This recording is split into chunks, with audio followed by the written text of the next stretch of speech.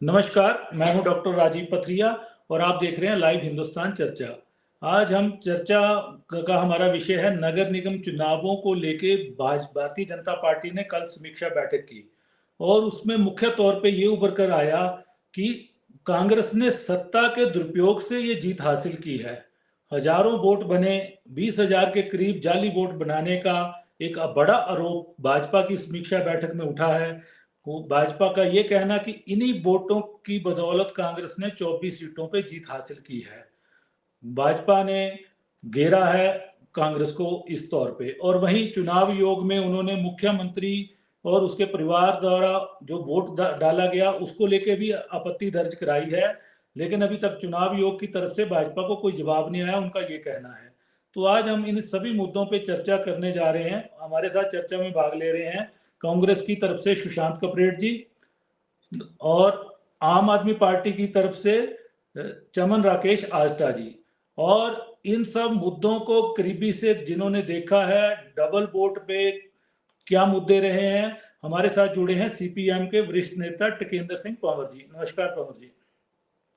तो मैं सबसे पहले कपरेट जी से जानना चाहूंगा कि जो भाजपा ने इतना बड़ा आरोप लगाया है कि पहले 73,000 के करीब वोट होते थे, ठीक है जी, और अब बीच में चुनावों के बीच में 20,000 वोट नए बनाए गए और 93,000 वोट हो गए, और इस बीच कई घोषणाएं सरकार की ओर से की गई जिन्होंने चुनावों को प्रभावित किया है।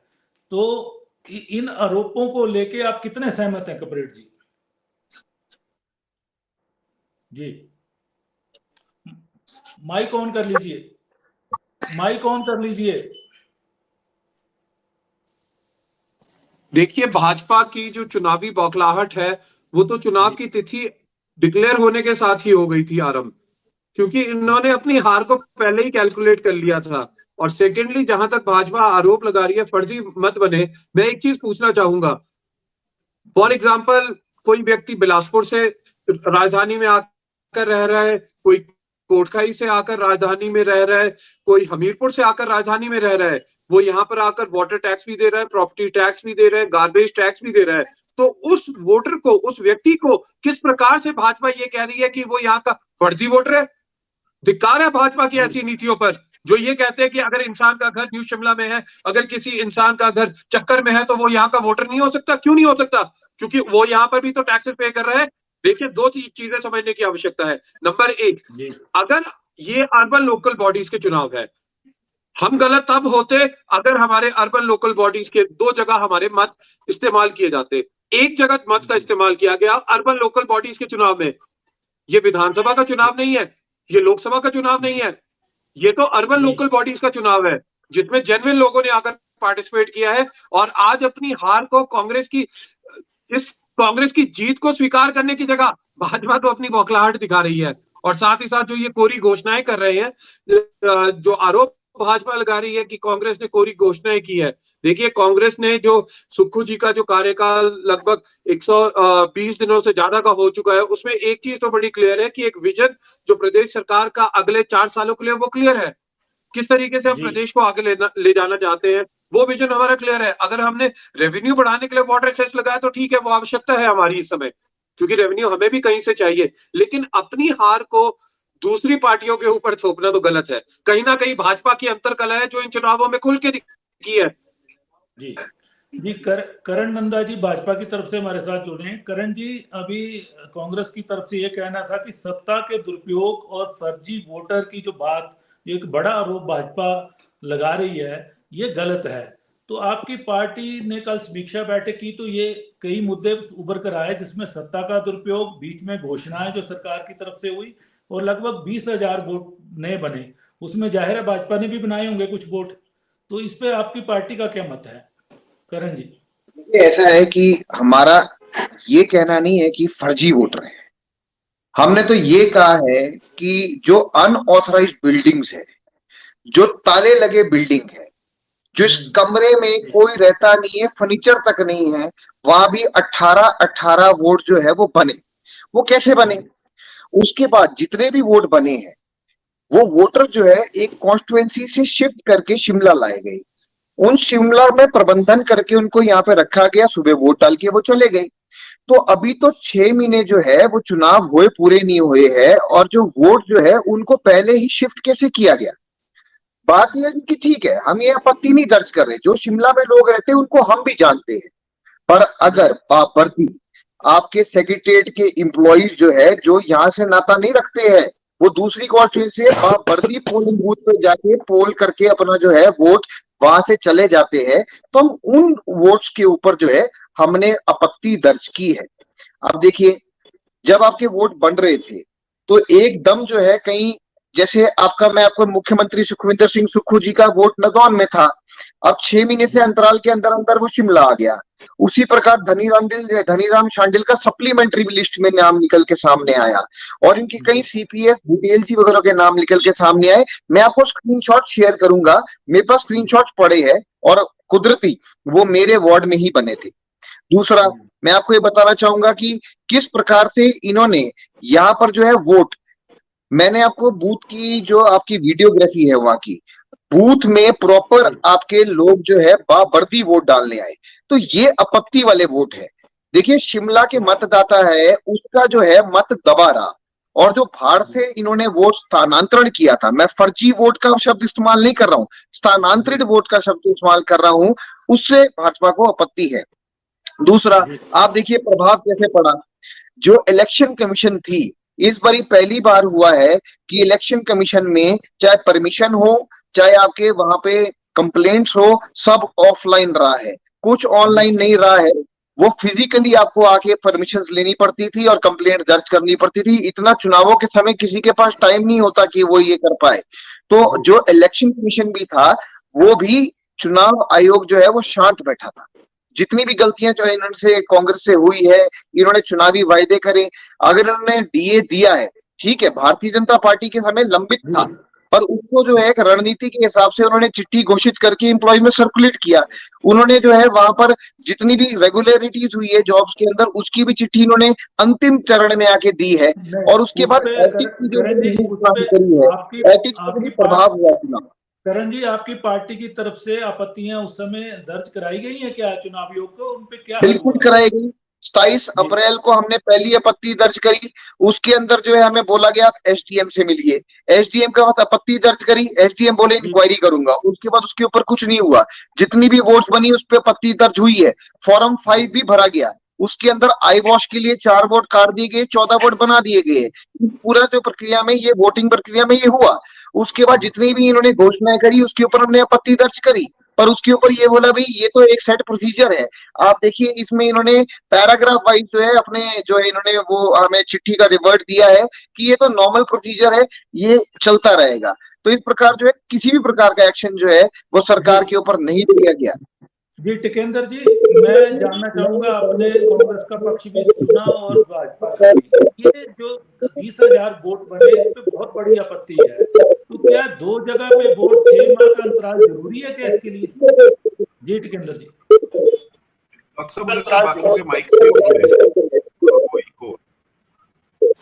आवाज नहीं आ पा रही आपकी। मुझे ये आवाज इसलिए कि दोस्तों के माइक्स ऑन थे ना। पहले तो मैं करण को, अब आ रही सर? जी आ रही है। तो करण को मैं बोल रहा हूँ, हम एक ही उसके वार्ड के वोटर हैं। करण ने बड़ा स्मार्टली शांडिल जी का तो नाम लिया, लेकिन चेतन बरागटा जी का नाम नहीं लिया। चेतन बरागटा जी का भी वोट उसी वार्ड में भाई, वो भी वोट कास्ट करके आए हैं अभी विधानसभा चुनाव में। मैंने वो लिस्ट ढंग से देखी है। तो ये मतलब ठीक नहीं है तरीका। वो अगर उनकी जायज आपत्ति है, मुझे लगता है उसको संज्ञान लिया जाना चाहिए। लेकिन मैं आपको बता रहा हूँ राजीव जी, ये सही नहीं है। पॉपुलेशन शिमला की देखिए कितनी है, जो शिमला जिसमें ये हुआ है, ये करीब 2,30,000 के आसपास है। और इनफैक्ट जो आप स्टेट इलेक्शन कमीशन छोड़िए, जो हमारा इलेक्शन कमीशन ऑफ इंडिया है, कर्नाटका के इलेक्शन से पहले, इनफैक्ट अगर आप उनको देखेंगे, राजीव जी ने प्रेस कॉन्फ्रेंस में कहा एक अर्बन एपैथी के, अर्बन में तो लोग वोट ही नहीं डालते हैं। तो इनफैक्ट मैं आपको अभी बता सकता हूं, करीब 40,000 और लोग थे जिनके वोट नहीं बने यहाँ पर। आप हॉस्टल्स की बात ले लीजिए, आप यूनिवर्सिटी के हॉस्टल्स ले लीजिए और हॉस्टल ले लीजिए जो बच्चे यहाँ पढ़ते हैं। तो ये बेसिकली कॉन्सेप्ट गलत है कि जो यहाँ पर टैक्स दे रहा है, चाहे पानी के लिए पानी इस्तेमाल कर रहा है, जो भी सिविक कम्युनिटीज है, उसके वोट बनने चाहिए। इनफैक्ट वोट और ज्यादा होने चाहिए थे। ये करीब 1.5 लाख वोटर होना चाहिए शिमला में मतलब अगर आप एक सरसरी बात को लें, और ये जो कह रहे हैं सिलेक्टिव नहीं होना चाहिए ना, अगर मैंने देखा शांडिल जी का भी वोट है, डेफिनेटली उनका राइट, उनका घर है ना वहां पर। और उसी तरह से हमारे जो चेतन है, इन्हें बीजेपी के भी मैं आपको 10 और गिना सकता हूँ जो बड़े लीडर जिन्होंने चुनाव वहां पर लड़ा है। तो ये सिलेक्टिव नहीं होना चाहिए। तीसरी बात यह है, और ये हम पहले से आर्ग्यू कर रहे हैं, कि जैसा सुशांत ने भी बात कही, वो एक्चुअली बात सही है कि एक ही लेजिस्लेचर का जब चुनाव होगा तब तो आप बात समझ लीजिए कि एक ही जगह पर होना चाहिए। लेकिन आप जब यहाँ सिविक कम्युनिटीज ले रहे हो, टैक्स आप ले रहे हो, और आप तमाम सुविधा ले रहे हो, तो यहाँ पर भी उनका वोट का बराबर का अधिकार है, क्योंकि वो बड़े स्टेक होल्डर हैं। शिमला में बहुत इंपॉर्टेंट स्टेक होल्डर्स हैं वो लोग, जिनको ये अधिकार होना चाहिए। तो इसलिए मुझे नहीं लगता, लेकिन अगर प्रॉपर जैसा करण बोल रहे हैं तो मुझे लगता है उसको किया जाना चाहिए। वो करण की बात में दम है कि अगर करण जी का मेन सवाल है कि 6 माह का अंतराल नहीं हुआ विधानसभा चुनावों में और एमपी के चुनावों में, और मत यहाँ बन गए। नहीं, वो तो मेरे भी नहीं हुआ। ऐसे में आपको, जब मैं दिल्ली 6 साल पहले चले गया था, मैं अपना वहां इलेक्शन में वोट डालने के बाद दिल्ली आया, मैंने अपना वोट ट्रांसफर किया। मैंने पार्लियामेंट में भी यहाँ पर वोट डाला, असेंबली में डाला, फिर बाद में फिर शिमला असेंबली आ गया था। तो मुझे लगता है कि वो ऑर्डिनरी 6 मंथ्स के लिए है बात, लेकिन वो तो फिर सब पे ही लागू होती है ना। वो सिर्फ सिलेक्टिव हम एक जगह पे क्यों उस बात को करें। और दूसरा, ये जो एक बात इनकी कही गई है कि जो करण ने कही, वो थोड़ा सा मुझे लगता है कि अनईजी है, कि कुछ उन्होंने कहा कि घर में यहाँ रहते नहीं है या उस तरह से। मुझे लगता है कि ये सिर्फ घर का क्वेश्चन नहीं है। इलेक्शन कमीशन बोलता है कि इवन आप पेड़ के नीचे भी हैं तब भी आपका वोट का अधिकार है। अब छोड़िए आपके पास घर है कि नहीं, तो ये तब भी आपको वोट देने का यहाँ पर अधिकार है। तो मुझे लगता है कि ये इनफैक्ट अपना रिट्रोस्पेक्टिव करने के बजाय कि जो 6 साल काम किया, और मतलब करण जी अच्छी तरह जानते हैं, ये कैंडिडेट होते तो शायद कुछ और रिजल्ट होता है इनके वार्ड से, लेकिन अब क्या करें, इनको कैंडिडेट नहीं दिया। तो हमारे तो दोस्त भी हैं, तो लेकिन सवाल ये है कि मतलब थोड़ा इंट्रोस्पेक्शन करना चाहिए था साहब। आपने नाश कर दिया था, और मैंने पहले भी राजीव जी एक प्रेस कॉन्फ्रेंस में कहा था कि इस शहर का सत्यानाश किया बीजेपी ने, उस पर थोड़ा सा इनको रिव्यू करना चाहिए था। अरे ये तो थोड़ा कांग्रेस वाले आपके साथ थोड़ा मतलब ये समझिए कि मिलीजुली सरकार चला रहे हैं, बड़े लिबरल है। इसमें एफआईआर होनी चाहिए साहब। जिस तरह से शिमला का स्मार्ट सिटी का काम हुआ राजीव जी, लोगों पे जो स्टील सिटी में कन्वर्ट किया, 4-4 करोड़ रुपए के गमले जो लगाए इन्होंने जंगल के अंदर, ये तो एफआईआर बनती है साहब। इसमें तो क्रिमिनल कंप्लेंट होनी है। इनफैक्ट जो मुझे नहीं पता सुशांत जी क्या इसको किस तरह से लेंगे, जो नई म्युनिसिपल कॉर्पोरेशन को चलानी है, लेकिन इट्स बेसिकली जैसे हम लोगों ने पानी में किया था ना, इंजीनियर्स अंदर के, तो आज आप पानी देखिए, उसके बाद केस एक भी नहीं आया है। आप ऐसे कैसे बर्दाश्त कर सकते हो? हमारा पैसा है।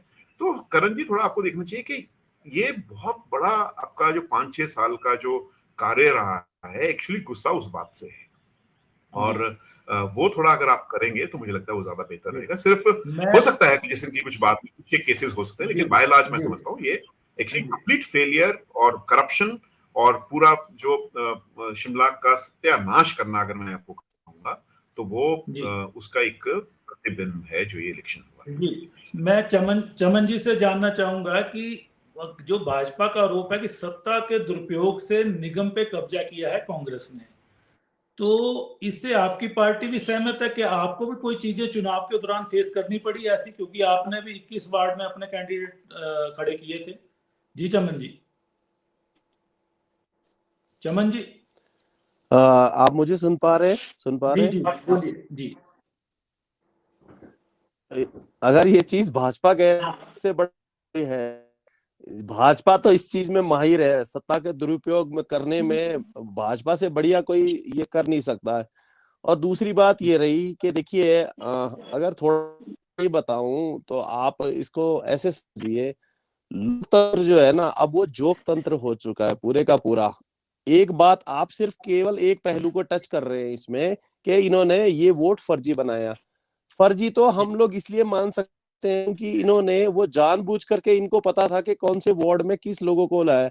जैसे एक छोटा सा आज सुबह मामला इनके किसी कांग्रेस नेता के साथ चर्चा में आ रहा था, तो 47 लोग वो छोटा शिमला वार्ड में उनके चुनाव तक के लिए वो वहीं पे डटे रहे, वहीं पे उनके वोट बने।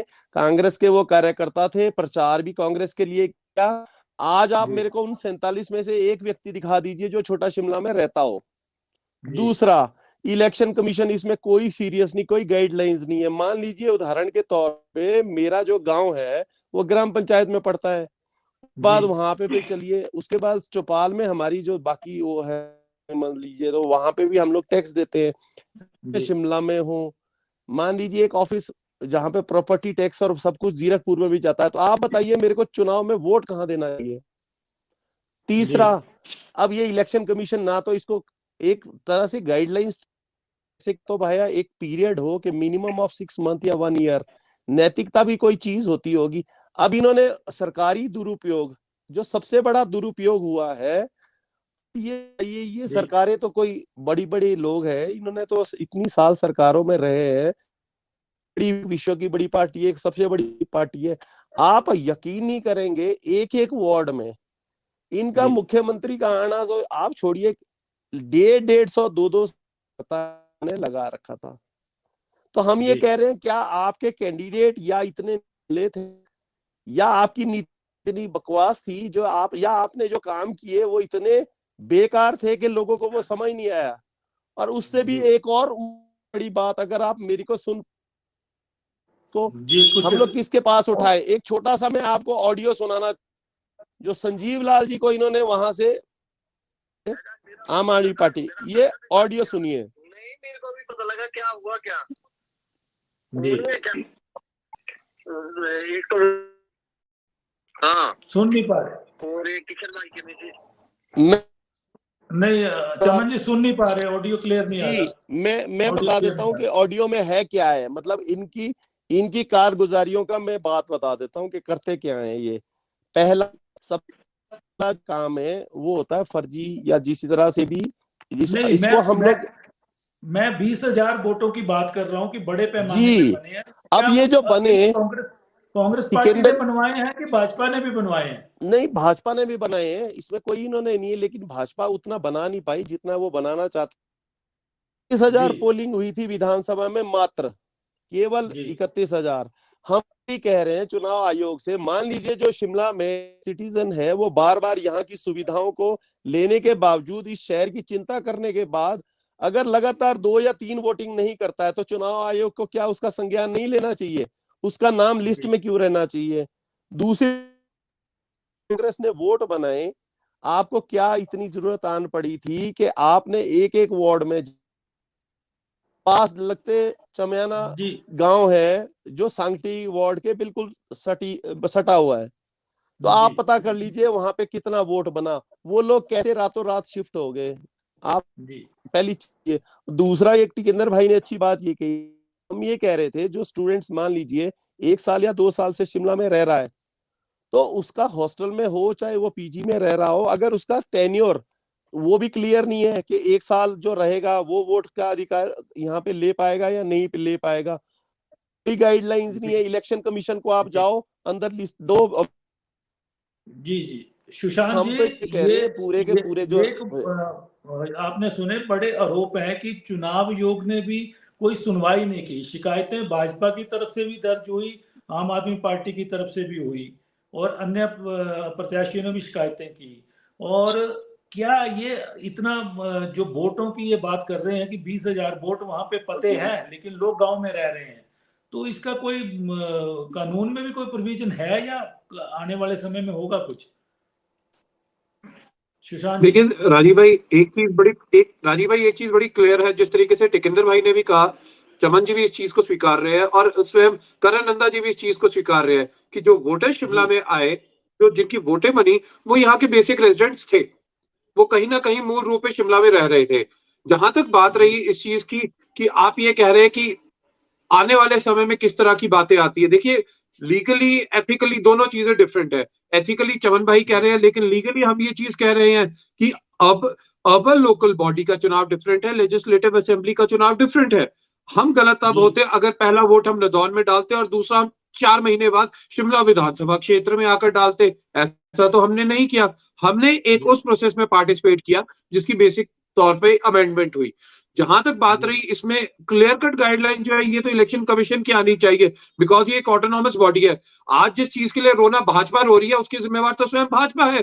अगर समय पे चुनाव करवा दिए होते, अगर गलत तरीके से डिलिमिटेशन नहीं करते, सिमी नंदा जो चुन के पार्षद आई है, उनके और उनके पति को रख दिया टूटीगंडी वार्ड में, उनके सास और ससुर को कर दिया फागली वार्ड में। इस तरह की डिलिमिटेशन का प्रोसेस तो भाजपा ने किया अपने हितों को बचाने के लिए। अगर वो लोग कोर्ट में गए तो कौन रिस्पॉन्सिबल है? भाजपा ने अपना रुख तो उसी समय क्लियर कर दिया कि हार रहे थे, इसलिए एक ही परिवार में, एक ही बिल्डिंग में सास ससुर एक तरफ, बहू बेटा एक तरफ। तो क्लियर मैंडेट जो है वो लोगों ने देना था, लेकिन भाजपा ने उस समय रोका। और मैं तो ये कह रहा हूं कि शिमला के लोगों को अपने ड्यू राइट से पिछले, मैं तो कहूंगा साल भर से भाजपा ने रोका। बिकॉज जो ये एमसी नगर निगम आज बनी है, ये नगर निगम तो आज से कई महीने पूर्व बन जानी चाहिए थी, लेकिन इसके रिस्पॉन्सिबल कौन है? उस समय की भाजपा की ट्रिपल इंजन की सरकार है, नगर निगम इनका, प्रदेश सरकार इनकी, केंद्र सरकार इनकी। फिर ऐसी क्या जरूरत पड़ी कि डिलिमिटेशन में ही आपने शिमला का बेड़ा गर्क कर दिया? बिकॉज उस समय आप ये चीज स्वीकार चुके थे कि आज जो आपकी हालत है, शायद उस समय इससे भी ज्यादा बुरी हालत होती। जी करण जी, जो मुख्यमंत्री द्वारा वोट डालने का आपने अपील की है, आपके राज्य अध्यक्ष की तरफ से भी गई थी वो चुनाव आयोग को, तो और दूसरा आपने बालूगंज वार्ड में एक ईवीएम मशीन उस समय शायद खराब हुई और उसकी भी आपने शिकायत की। तो इन शिकायतों पे आपको क्या चुनाव आयोग का कोई एक्ट किया चुनाव आयोग ने कुछ उस पे?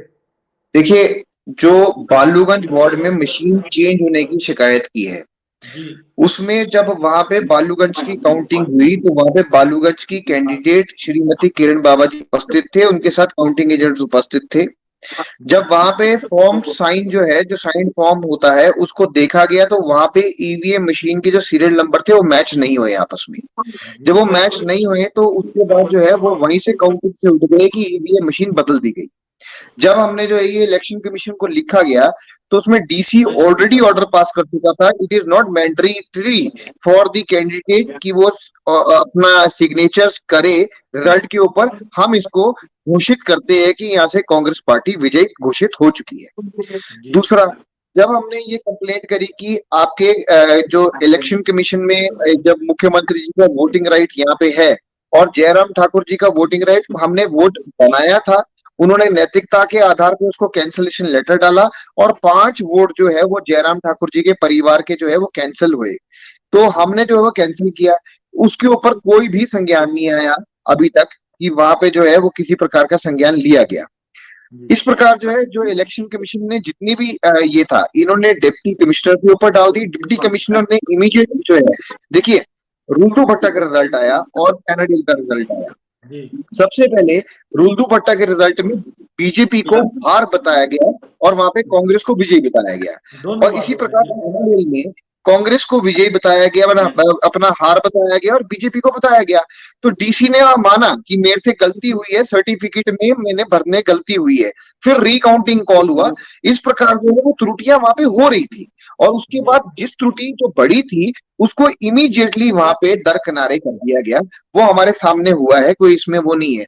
इसलिए मैं आपको कह रहा हूं कि देखिए ये एक ट्रेंड सेट हो चुका है। जो ये चुनाव हुआ है अब तो बीत गया, सत्ता में जिसने आना था वो आ गया। 3 वार्ड तो हम भी छोटे मार्जिन से हारे हैं, खलीनी अब केवल 8 वोटों से हारे, एक वार्ड हम केवल 34 वोटों से हारे। क्या आपको लगता है कि चुनाव आयोग ने इस पूरे चुनाव में अपनी भूमिका में पारदर्शिता नहीं बरती है? सक्रियता चुनाव आयोग की नहीं थी। बाकी ठीक है, चुनाव आयोग ने बोला है कि we are only here to conduct the elections, we are not here the makers of law, the law is made by the government, we only follow the law. तो उन्होंने करेक्ट बोल दिया कि वी आर, हम autonomous है पर हम चुनाव उसी डायरेक्शन में करेंगे जो सरकार ने हमें दी है, हम उस डायरेक्शन को नहीं चेंज कर सकते जो सरकार की डायरेक्शन है। वो क्लियर कट जो है पहली मीटिंग में बता दिया, बोला है वो चुनाव आयोग ने करना है। बिल्कुल, चुनाव आयोग ने बोला, पहले उसमें बोला कि भाई जो ये रोस्टर वाला मामला है या कोई मामला है ये हमारा नहीं है, ना हमने रूल्स बनाने चुनाव के, हमने सिर्फ इम्प्लीमेंट करना है, ये हमें पहले मीटिंग में ही बता दिया था। जी, मैं टिकेंद्र जी से जानना चाहूंगा कि करण जी जो चुनाव आयोग की भूमिका को लेकर बोल रहे हैं कि उसने पारदर्शिता तो नहीं बरती लेकिन उसने एक सुस्ती से कार्य किया है, तो क्या है इस पे? आपने भी देखा इस चुनाव को करीब से। जी टिकेंद्र जी। सुस्ती से तो किया ही है, वो तो चुनाव जो 1 साल पहले होना चाहिए था वो 1 साल बाद हुआ है, तो इस पे ज्यादा थोड़ा डिस्कशन की जरूरत है। और जी मुझे लगता है कि वो बाकी देखिए चुनाव आयोग स्टेट का इलेक्शन कमीशन में, जैसे मैंने खुद एक चिट्ठी लिखकर कहा था कि आप एक प्लीज ट्रेंड सेट करें और ये शिमला एक ट्रेंड सेट कर सकता है पूरे हिंदुस्तान के लिए कि खुदा के वास्ते, फॉर हेवन सेक जिसको बोलते हैं, भगवान के लिए आप ये फ्लेक्स को इस्तेमाल ना करें, क्योंकि करण जी ने तो पीछे भी फ्लेक्स ही रखा हुआ है। इनफैक्ट हमारे भी लोगों ने फ्लेक्स में कमी नहीं रखी, उन्होंने खूब इस्तेमाल किया कि मोस्ट नॉन बायोडिग्रेडेबल अगर कोई वेस्ट है तो वो फ्लेक्स है। तो लेकिन उन्होंने संज्ञान नहीं लिया, उन्होंने कहा कि ये मतलब हमारे एम्बिट से बाहर है। तो वो बात सुशांत की ठीक है, थोड़ा और डिस्कशन की जरूरत है। लेकिन ये जो वोट्स का है, मैं अभी भी ये बात कह रहा हूँ कि अभी इतना जानना चाह रहा हूँ कि 2013 के सेंसस की हम बात कर रहे हैं, 2021 में और भी ज्यादा वोट हो चुकी है। तो वोट तो इनफैक्ट और होनी चाहिए। मैं आपको नाम बता सकता हूँ जहाँ पूरे गायब है। इनफैक्ट वो लोग वहां रहते हैं, इंपॉर्टेंट स्टेक होल्डर्स है। लेकिन ये बात सही है कि स्टेट इलेक्शन कमीशन में थोड़ा और डिस्कशन की जरूरत है। जिस तरह से जो चमन जी कह रहे थे कि अगर जीरकपुर में भी घर है तो क्या बुरी बात है, चमन जी जीरकपुर में भी वोट डाले लोकल बॉडी के लिए, local body important stakeholder है। लेकिन अगर वो सिर्फ सवाल है आपका लेजिस्लेचर का, तो एक लेजिस्लेचर, पार्लियामेंट एक पार्लियामेंट, क्योंकि मल्टीपल लोकल बॉडीज है। मेरा ऐसा मानना है कि और होता है इसको जी जी अभी आप चर्चा सुन रहे थे कि भाजपा ने आरोप लगाया है कि सत्ता के दुरुपयोग से नगर निगम की जीत हासिल की है, लेकिन 20,000 वोट बनते हैं। ये वैसे तो हर बार चुनाव जब भी निगम के आते हैं तो यहाँ से वोट शिफ्ट ग्रामीण क्षेत्रों में होते हैं, ग्रामीण क्षेत्रों के इधर होते हैं। चुनाव आयोग की तरफ से इस पे लीगली कोई रोक नहीं है। चुनाव आयोग का यही कहना है कि विधानसभा का वोट अगर आपने वहां डाला है तो विधानसभा का वोट दूसरी जगह नहीं डाल सकता, लेकिन स्थानीय निकायों में ये वोट डल सकता है। तो वोटों को लेके जो आपत्ति है उस पर कोई दिक्कत नहीं है। लेकिन भाजपा की तरफ से करण जी ने कहा कि हमने समय समय पे आपत्तियां उठाई, चुनावों के दौरान डीए की किस्त जारी सरकार ने की, नौकरियों की घोषणा की, रेगुलर किए बेलदार वगैरह अनुबंध कर्मचारी। तो ये सारी घोषणाएं चुनावों के दौरान हुई, क्योंकि यहाँ पे कर्मचारी तबका रहता है शिमला में और उससे भी चुनाव प्रभावित हुए हैं। तो भाजपा के ये आरोप कांग्रेस पर लगे हैं। भाजपा ने समीक्षा में ये सारी चीजें उसके सामने आई हैं, लेकिन भाजपा के हाथों से नगर निगम निकल चुका है। लेकिन चुनाव आयोग की भूमिका को लेकर जो सवाल उठाए गए हैं, भविष्य में उनका क्या जवाब आएगा, क्योंकि जितनी भी आपत्तियां भाजपा की ओर से जताई गई है उन पे कोई एक्शन का कोई भी जानकारी भाजपा को नहीं मिली है। आपने चर्चा में भाग लिया, आप सबका धन्यवाद।